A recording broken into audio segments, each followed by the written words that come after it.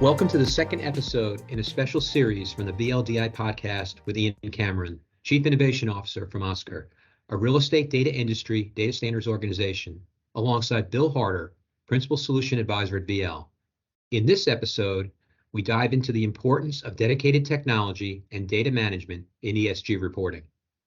Ian, how does having ESG-focused technology companies like VL participating on the standards project add value to where OSCRE is heading related to ESG?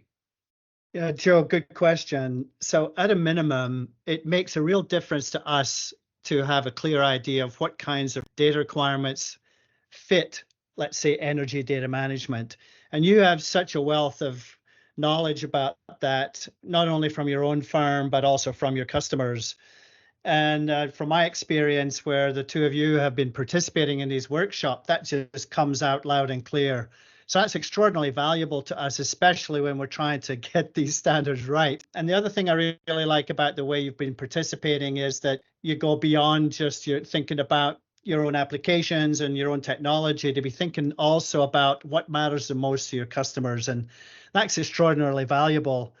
The other thing that's really good about it, and I'm thinking of a couple of conversations, Bill, that you've had with us in these workshops recently, your focus on the detail and the technical aspects of some of the stuff that probably passes by most people's eyes. You are very much aware of that and you're sharing that. And again, that's extraordinarily valuable because frankly, the proof is in the pudding at the detail level in these standards. So that's hugely important. The second thing is with data integration, as we mentioned earlier on in this session, integration calls for a mechanism by which presumably you're gathering data from other sources, Bill and Joe, but you're also providing data to others. So the movement in and the movement out is one, and making that easy and consistent with standards. That's a very important feature of how these standards ought to be implemented.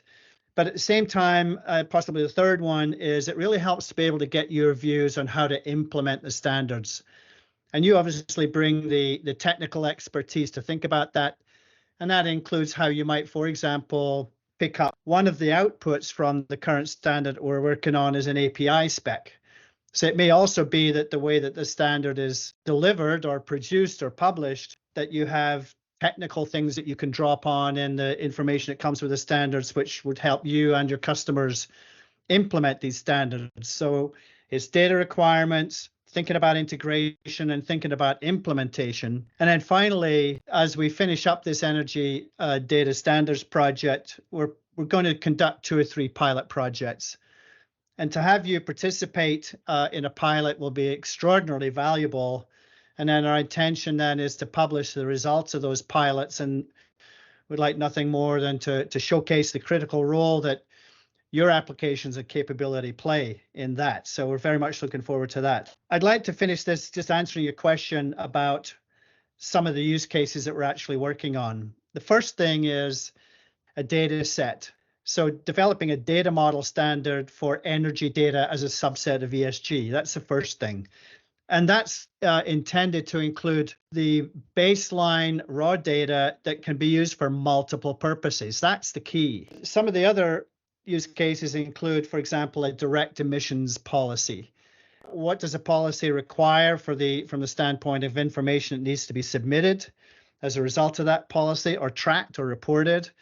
It helps pick up greenhouse gas emissions. What we're also looking at is how do we collect data from a variety of functions and sources. In your particular case, I'm sure that Visual Lease is implemented in conjunction with other systems and drawing information from a whole stack of different sources. So we're very interested in how that data gets collected and used or picked up by an application like yours.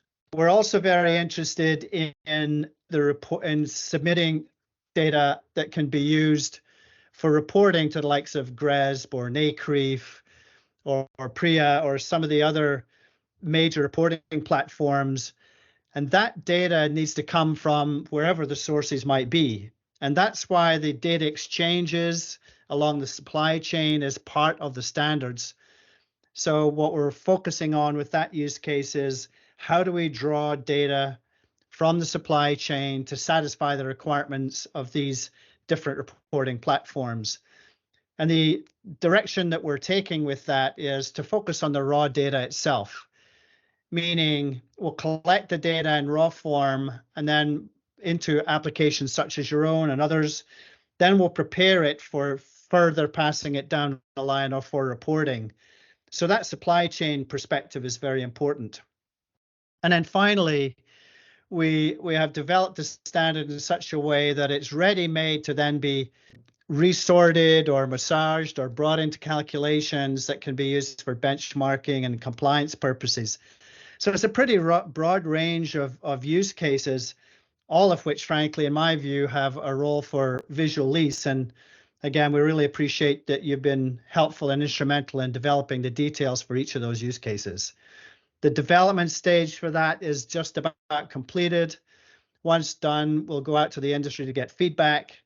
Then we will produce some implementation guidance and examples from the pilots. And I think I already mentioned that we're also going to simultaneously open up some new education, an on-demand series of 10 one-hour sessions specifically focused on improving environmental data management capabilities and specifically implementing the standards for each of those use cases. So Bill, to flip the script for a minute here, how do you see a platform such as VL ESG Steward leveraging all the work that OSCRE does?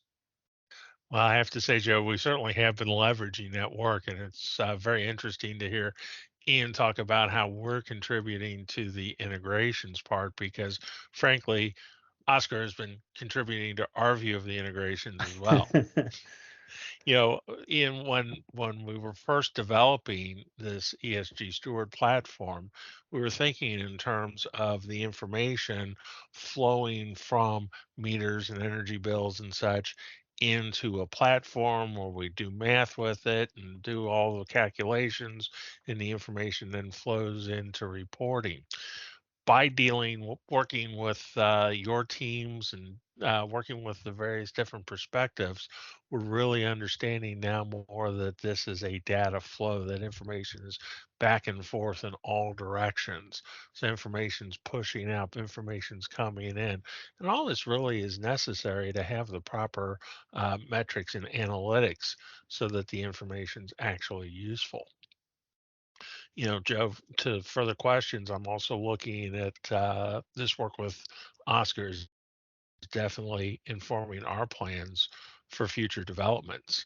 Again, talking about energy usage, we've been thinking in terms of, I should say, we started out thinking in terms of rolling the energy up, and it's important to have this sum total energy consumption information at the building level.